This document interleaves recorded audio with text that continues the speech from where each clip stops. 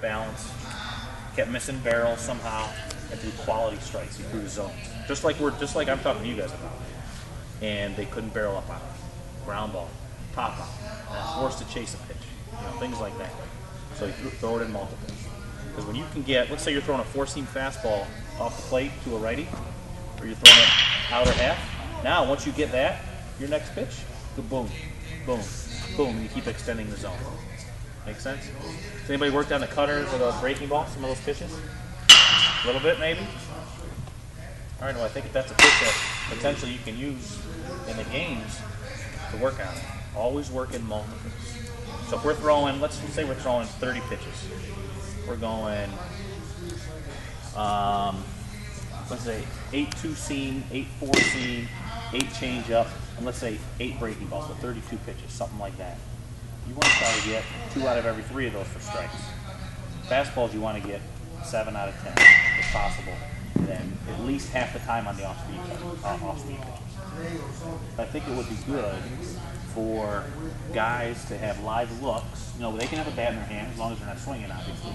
But it helps the pitches out too. We actually have that dummy. You guys see that dummy that we have over there behind the screen? Have you seen it? We use that for some of our guys. Yeah. There's a mannequin over there. Yeah, there it is over there. That we'll put in the batter's box so we can get a feel for certain pitches. Because it's always different once you get on the mound than it is in a bullpen setting. But I'd like to see at least 4 or 5 consecutive pitches of each pitch once they get going. Okay? And let's say, quick review, let's say, you know what, man, I can't get the ball down in the zone. What could you do? Step up on it.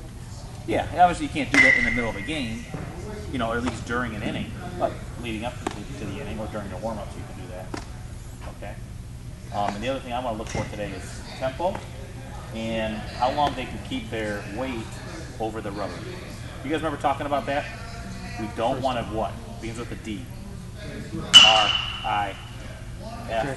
We don't want to drift.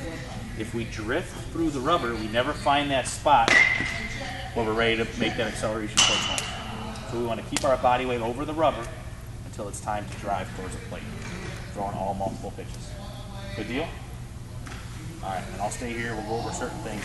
So let's get a couple of baseballs down there, 4 baseballs.